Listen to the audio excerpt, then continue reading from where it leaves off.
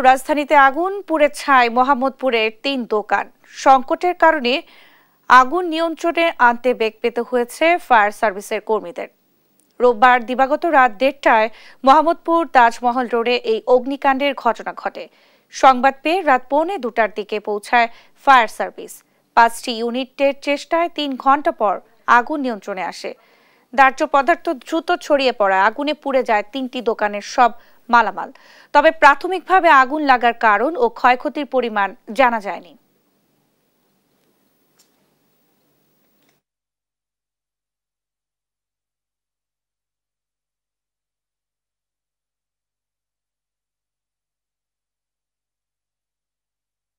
আমাদের নিরাপত্তা ব্যবস্থা বোঝায় সেইভাবে এখানে কোনো ফায়ার সেফটি ছিল না, ব্যবস্থা ছিল না। ফায়ার ব্যবস্থাটা খুবই স্বল্প ছিল, কিছু এক্সটিংগুইশার ছিল, কিন্তু তেমন কোনো ফায়ার সেফটি ছিল না।